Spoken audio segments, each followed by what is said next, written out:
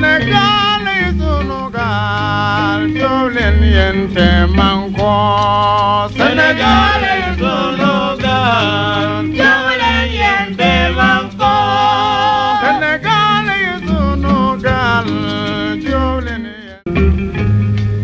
Senegal is unugal, violen yente manko. Senegal is unugal, violen yente manko. Senegal is unugal, violen yente.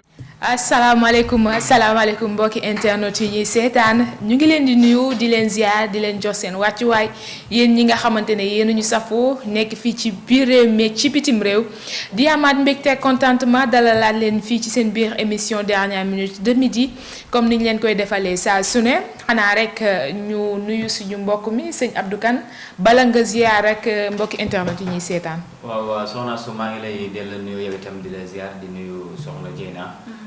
di nuyu aussi téléspectateurs yi suivre yëpp ci chaîne bii di dernière minute info. macha allah amatina solo yow it ñu ngi lay ziar di la nuyu bu wér soxna Dieyna.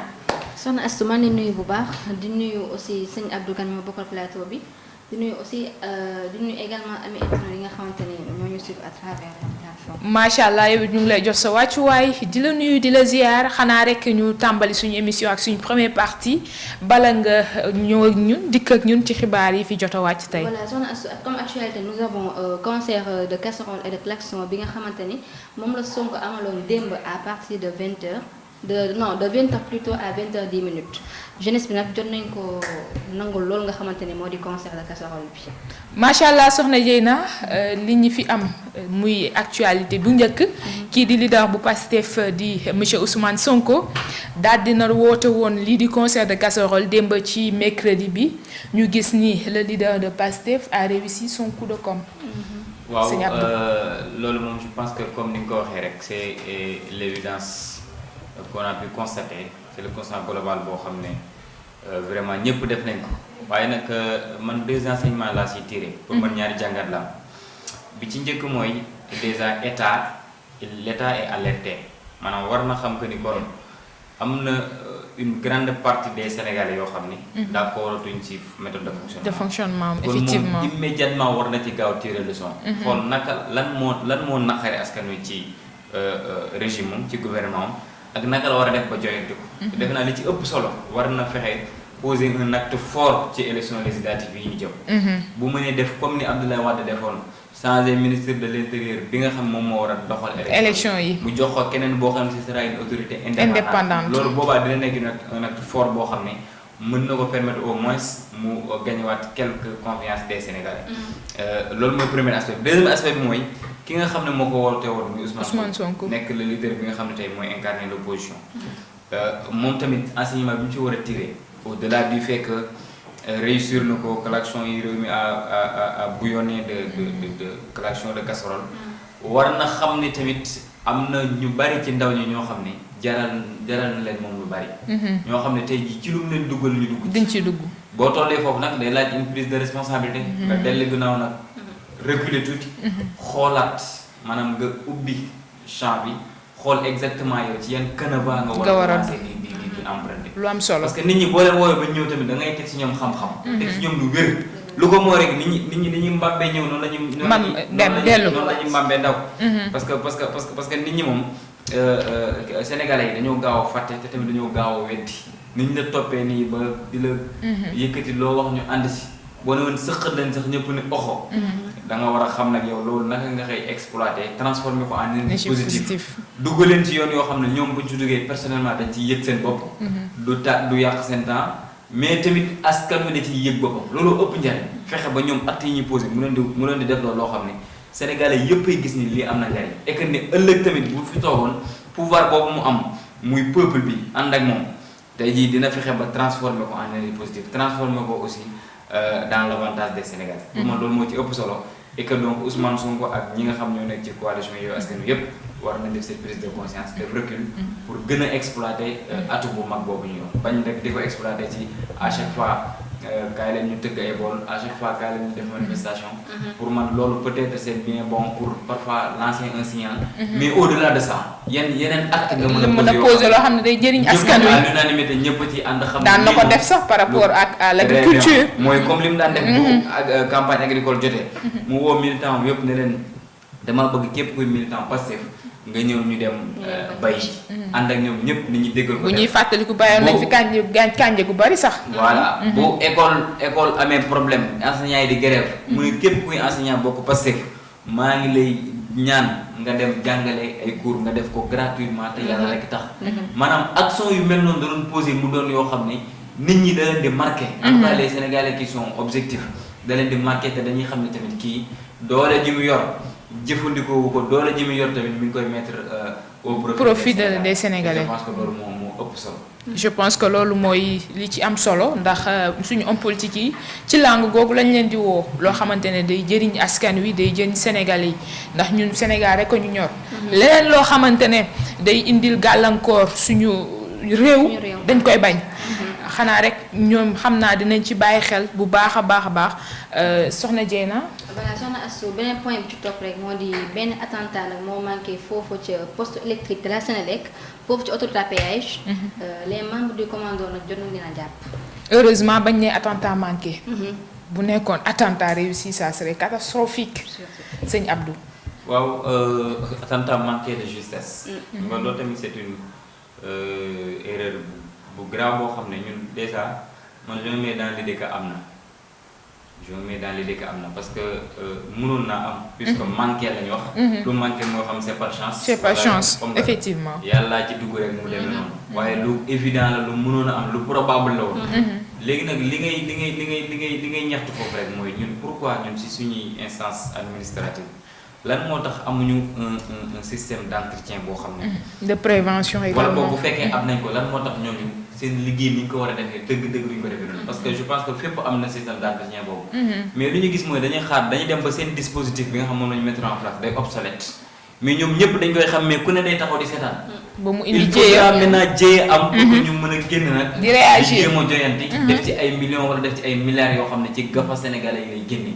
te loolu pour man non seulement yàq la waaye c'est du manque de respect notoire à l'égard des Sénégalais. war nañ fexe ba kuréel yi nga xam ne yëpp ñoo nekk ci réew mi structure yi ñu yor yëpp seen dispositif entretien ñu attewaat leen. ñu nekk dispositif yu mobile yoo xam ne dañuy liggéey yoo xam ne dañuy dox ci joyante di xool di seetlu à chaque fois.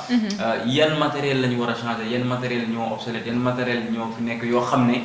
laaj nañ entretien moo xam réaménagement la wala changement wala lu mën a nekk mais daal fexe ba di prévenir yi war a xew war ñuy xaar ba muy jot. ñuy koy gérer. loolu je pense que lu am solo la te day tax ñuy empêcher mooy comme li xewoon Tivaouane problème d'entretien noonu ak problème de manque de vigilance.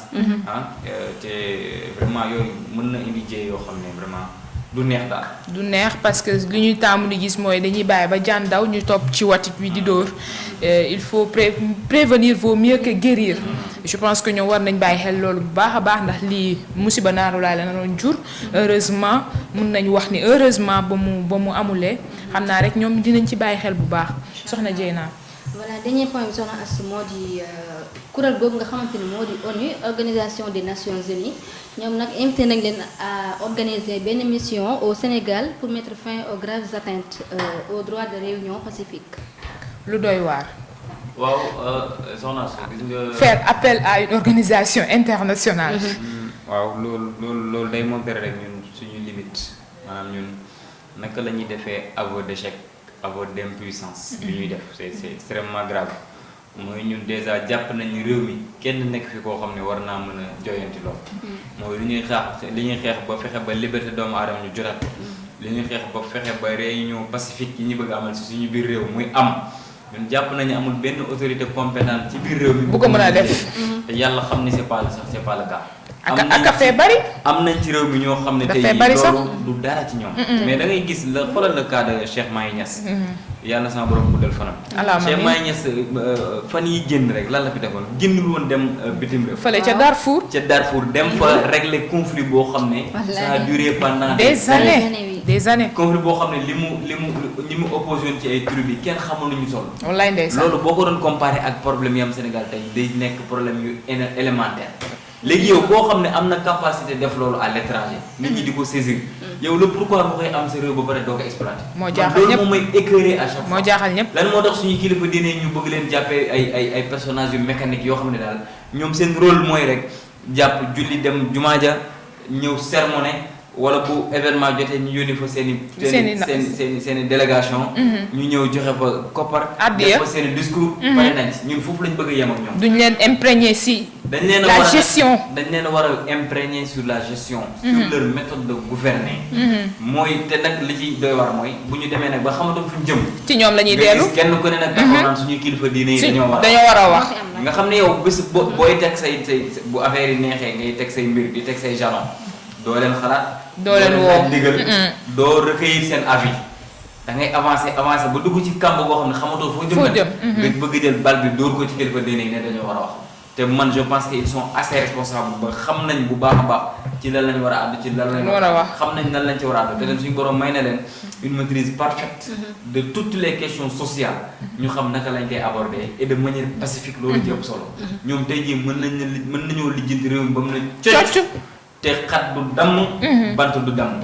ñooñu nag tey jii boo leen amee sa réew je pense que c'est une chance. c'est une chance c'est une opportunité à saisir. bis boo leen fi jéggee dem feneen yàlla xam na ne li nga bëgg du faju te boo fi ñëwaatee ñoom am nañ fulla bu toll xam nañ fi ñuy ñëw ak yow. te li ci grave mooy ñeneen dëkk yi ñoo leen di jariñoo. waaw mais c'est ça le problème. c'est ça le problème monumental.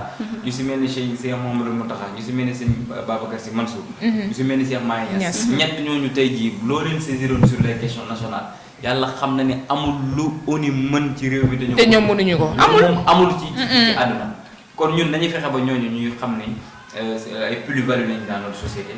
ñuy xam ne ñoom islam nekkul ak julli jàpp ak benn jumaa ji islam c'est une méthode de gouvernance islam démocratie la islam enseignement la islam politique la islam lépp la ndax Yonent sallallahu alayhi wasallam moom moo doon nekk kii jiite ci jumaa ja moom moo doon nekk kii prêcher ci minbar bi waaye moom moo doon nekk tamit chef d'arme bi bu fekkee dañuy def guerre muy jiite armée bi di joxe les consignes de guerre kon kooku tey jii dafa généraliser ay mbiram dafa globaliser ay mbiram te ñooñu si enseignement moom lañ jaar ce qui fait que ci ay tànkam lañ jaar sax ñoom tamit dañuy exhaustif dans leur parcours.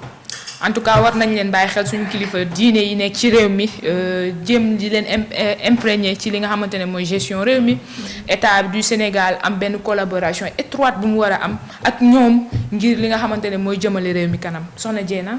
voilà soxna Astou je pense que loolu moo nekkoon actualité yi nga xamante ne moom lañ doon xanaa rek ñu bàyyi waaye nga tàggatoo.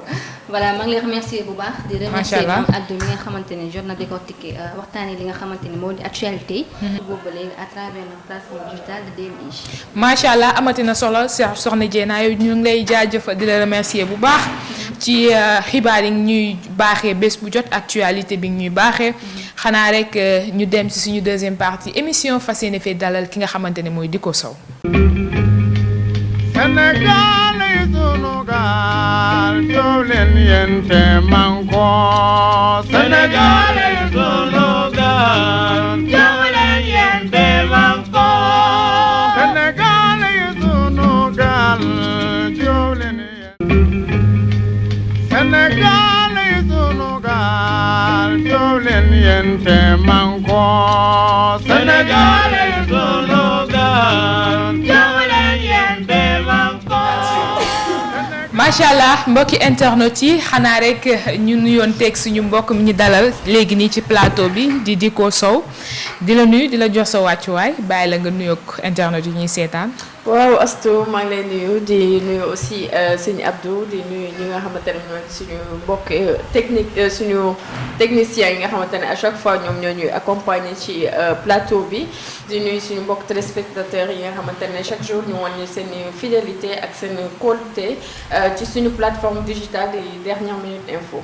macha allah amati na solo yow it ñu ngi lay dalal di la ziar di la wax ne dañuy am mbégte contentement saa su ne di bokk ak yow jotaay wi bàyyi la rek nga dikk ak ñun ci li nga bëgg tey ñu waxtaanee ko ci plateau bi.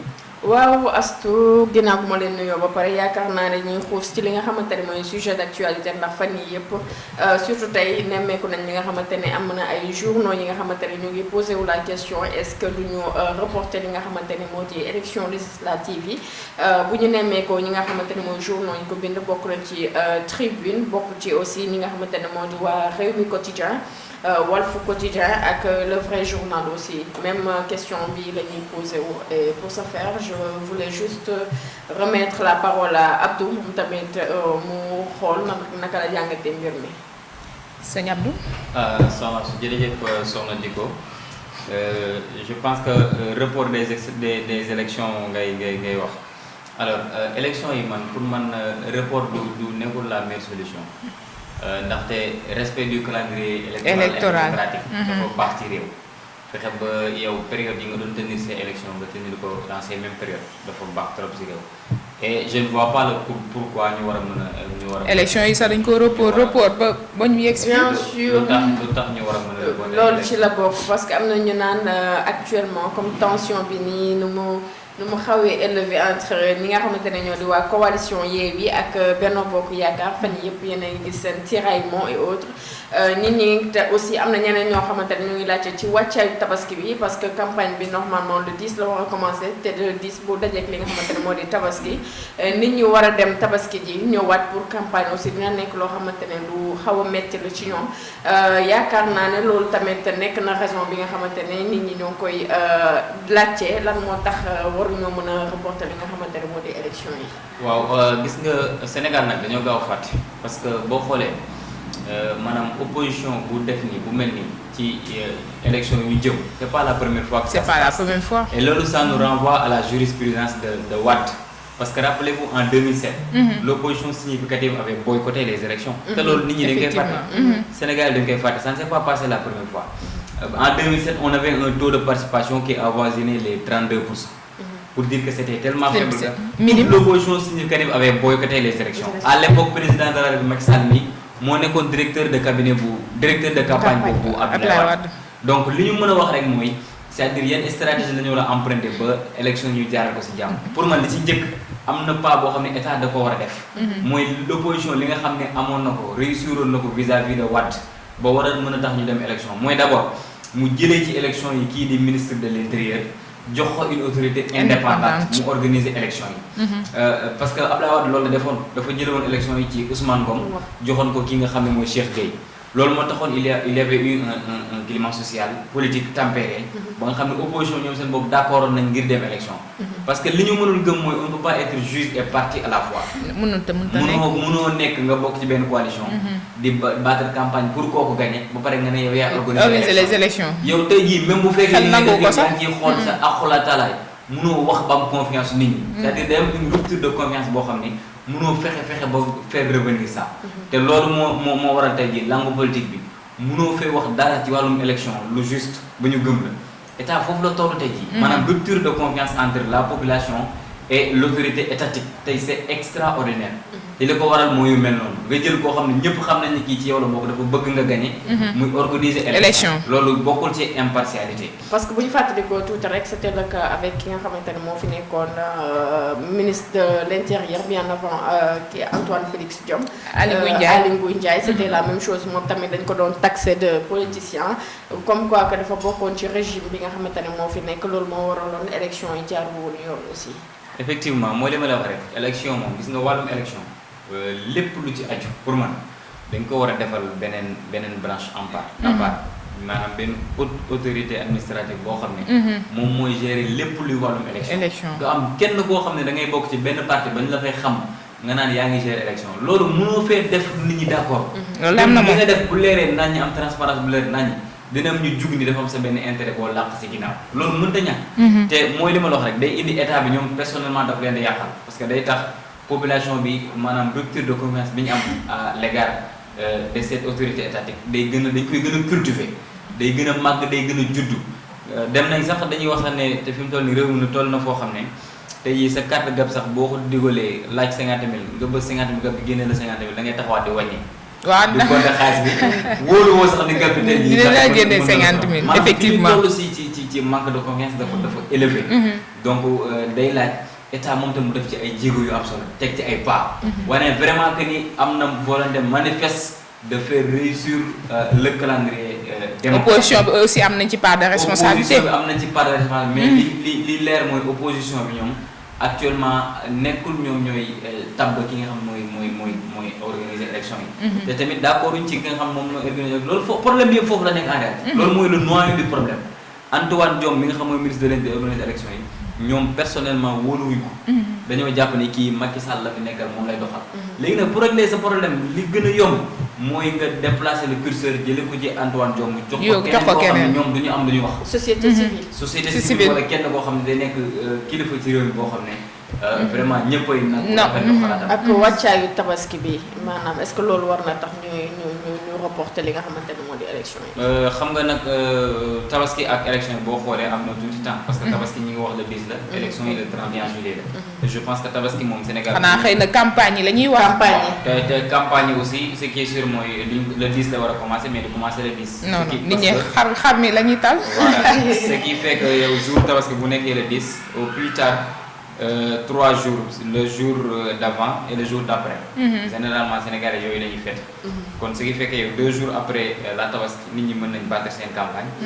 te tamit le 31 sori na ak le 10. kon élection mu nekk c'est pas un prétexte. pour que ñu war a mën a le repousser man personnellement je ne vois pas. même les tensions aussi ne sont pas des prétextes. même si dans une démocratie la participation mooy li gën. fexe ba ñëpp bokk. waaye tamit bu ñu fàtte même en France loolu moo fi xewoon.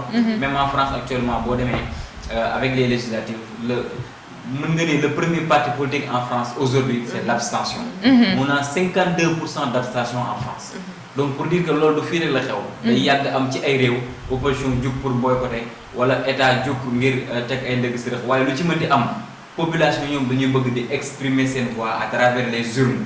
et je pense que y a que les urnes qui ont le pouvoir d'élire wala ñu folli urnes yi rek ñoo mën loolu. du ci violence lañ mën a jaaree ba jëlee fi nit. du ci manifestation lañ mën a jaaree ba jëlee fi nit. du ci ay klaxonnement de casserole lañ mën a jaaree ba jëlee fi nit. ci loolu li mën a fal wala jëlee fi nit mooy seulement les urnes. il faut maintenant que ñu bàyyi urnes yi. ñu wax seen ci violence boobu sax la ñuy delluwaat parce que ñi nga xamante ne ñoo di waa coalition Yewwi ginnaaw ñoom bokkuñu ci li nga xamante ne moo di élection yi ñoom nee nañ nag duñu bàyyi ñi nga xamante ne mooy parti au pouvoir ñoom tamit ñu dem ci élection yi ndax nee na lépp lu mu leen jaral ci bés boobu dinañ ko def ndax képp ku ñu gis koo xamante ne bokk nga ci parti bi ngay dem di voter ji ñoom dinañ la dab dinañ def loo xamante ne yow doo dem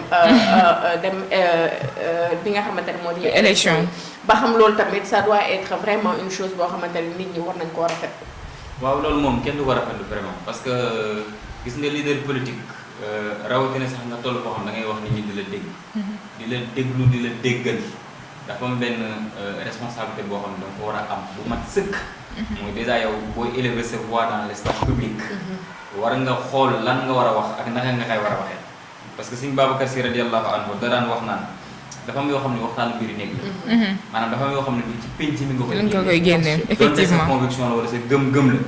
bul taxaw ci penc mi di wax lu mel noonu. même parfois dans les confréries sa sëriñ bi nga gëm am na waxtaan interne yu xóot yoo xam ne dañ la koy wax ci moom nga koy gëm boo ko bëggee forcer keneen wala nga bëgg ko wax keneen du dem. yow sa bopp da lay jàppee koo xam ne da nga radical ci sa discours te exactement noonu lay demee parce que yow sa conviction ak sa manière de penser ak say gëm-gëm bokkul ak moom li mu gëm ak ni muy gisee. moo tax kon am na yoo xam ne même boo ko yaakaaree wala nga xalaat war nga moytu bu baax di ko wax dans l'espace public. même bu fekkee ne waxu ko sax dans l'espace public yaakaar nañ ne am na loo xamante ne comme ni nga wax ne waxtaan biir néeg la mais est-ce que loolu tamit du wax la du moment où ñoom ñoo doon kaas ne Sénégal c'est pas un pays démocratique yaakaar naa ne bu ñu defee loolu rek cela veut dire que démocratie amatul Sénégal. waaw loolu moom recul démocratique bu doy waar lay nekk parce que. musuñoo gis Sénégal ba Sénégal ba tey. nit génn këram di voté ji. di am benn incident. du autorité politique du kilifa diine. du kenn koo xam ne mës nga jëkk histoire nettalee ko ci histoire Sénégal. koo xam ne génn nga sa kër di dem di voté ji ñu lay dab ci yoon bi. loolu dégguma ko fenn te tamit man jàpp naa ne ñu ko doon wax tam peut-être c'était une manière d'exprimer à l'état wala ñuy jéem a àddu wala ngir. waxi politicien la rek fi nekk wala régime bi fi nekk. parce que chaque jour boo déggee seen discours lu ñuy wax mooy ñoom ay ragal lañ et que dañu wàcc ci terrain bi est-ce que dañuy sóob comprendre. yu mel noonu moo tax peut-être ñuy jéem a fexe ba xëpp leen wala tiit leen ngir ñu reporter élection yi. wala ngir ñu dugalaat seen liste mais man gëw ma ni ki nga xam ne moo ko wax muy Ousmane Sonko conviction personnelle la boo xam ne dafa taxaw tey ngir mettre ko en œuvre. te bu ko bëggoon sax mënu ko. ndax li xew récemment rek wane na ko état moom bu la bëggee canaliser. ak lu mën a xew da lay canaliser. loolu de am na moom loolu moo xam nekk kon côté boobu man vraiment tiituma ci te yaakaaruma tamit mu nekk motif valable pour mën a reporter élection. ñi nga xam ne ñoo bokk ci coalition yi yeneen yi nekk ci régime yëpp. bëgg a dem vote ji képp ku ciy dem mën nañoo déployer la sécurité nécessaire. ñu gunge la nga dem vote ci jàmm ñu boole sa kër ci jàmm. opposition bi dem képp koo xam ne jàpp nañ ni sa bakkan dafa nekk en danger mën nañ laa encadrer yóbbu la nga dem vote ci jàmm ñu boole sa kër ci jàmm. mais vraiment yaakaaruma ni am na benn motif man bu valable bu war a mën a tax ñu reporter élection yi. je pense que li nga wax rek moo ci am ñu fexe ba nu ñu respecter le calendrier électoral. fexe ba nu ñu dëgmalee nu ñu tegee defee élection yi ni mu waree ngir ñu mën a maintenir li nga xam ne mooy suñu stabilité parce que ñun jàmm ji nekk ci réew mi rek a ñu ñor bugguñu benn tension naam sax am na ay tension yu ñuy jot a nemmeeku je pense que Yewwi Askan Wi ak Benno Bokk Yaakaar ñoo ci gën a fës rek mais yaa yeneen yeneen parti yi nga xamante ne ñoo nekk ci opposition bi également ñu ngi gis ni ñoom it am na ay tension yu di nekk seen biir donc nañ fexe rek ba nu ñu sàmmee li nga xamante ne mooy stabilité dëkk bi soxna di ko xanaa rek ñu jéem a tënk mbir yi. waaw Astou yaakaar naa ne loolu la ñuy indi woon comme thème du jour waxtaanee ci li nga xamante ne moo di report des élections selon certains. De plus c'est un pays démocratique ku ci nekk am na droit exprimer wu ku ci nekk tamit am na droit dem voter ci. ku la neex waaye tamit lépp nañ ko def ci dal ci tey ak ci yar. ba tax na aussi dañuy santaat yàlla bu baax a baax ginnaaw bi nga xamante ne mooy xale bi réeroon dem fa la ca Parcelles. Mouhamed Touré bi nit na ko. waaye ba tey rek ñu ngi sàkku ki nga xamante ne moo nekkee fële ci Pikine tamit moom tamit yàlla teg ko loxo ba ñu delloo ko ci. kanamu njabootam incha allah. yaakaar naa ne fii rek laay mën a yem ak yéen di leen jox. ñu bàyyi la nga tàggatoo waale. waaw di leen jox dig daje rek xam naa ba beneen yoon incha allah di jaajëfal ñëpp di leen jaajëfal. macha allah yow it kontaan nañ ci yow bu baax ci thème yu am solo yi ñu baaxee ñu ciy waxtaan di ci weccoo ak askan wi ak internet yu ñuy seetaan sëñ Abdou. waaw soxna su jërëjëf soxna Diko di wax rek comme ni ko di ko waxee léegi ki nga xam ne moo doon Mouhamed Rassoul Touré dëkk Parcelles Assainies 5 réeroon ba ñu doon yëkkati suñu kàddu fan yi yëpp di ko dénoncé di ñaan yàlla indi ko ci jàmm suñu borom def na ci tawfeex ba gisaat nañ ko ci jàmm alhamdulilah. di ñaan tamit ñeneen ñi nga xam ñëpp seen njaboot réer nañ leen fi mu toll nii sama borom niital leen ko ba ñu dellusiwaat ci seen i biir kër dellusiwaat ci jàmm ak salaam parce que yu mel noonu bu la dalee rek ngay mën a xam famille yi lan lañ nekk di dund parce que dafa métti nga yor sa doom wala nga yor sa rakk wala sa frère nga xëy un jour xamoo fu mu nekk mu fanaan ci àll bi boo tëddee ko xamoo moom ci yenn condition la nekk wallaay ndeysaan extrêmement traumatisant moo tax ñi ko dal vraiment am nañu empathie bu rëy à leur égard te di ñaan yàlla niital leen seen njaboot yëpp ba ñu si jàmm dara bañ leen def benn cër tamit bañ leen màgg jërëjëf macha allah sëñ Abdou yow it ñu ngi rafetlu say kàddu macha allah am na solo ak say intervention également di la wax ni mbégte ak contentement rek la ñuy àndal di bokk ak yow plateau bi xanaa rek ñu joxante yéen dig daje ci suñu yeneen jotaayu plateau bonne fin de journée à vous merci beaucoup. Sénégal yi sunu gaal jóg leen yéen te manko Sénégal yi sunu gaal jóg leen yéen te manko Sénégal yi sunu gaal jóg leen yéen Sénégal yi sunu gaal jóg leen yéen te manko Sénégal yi sunu gaal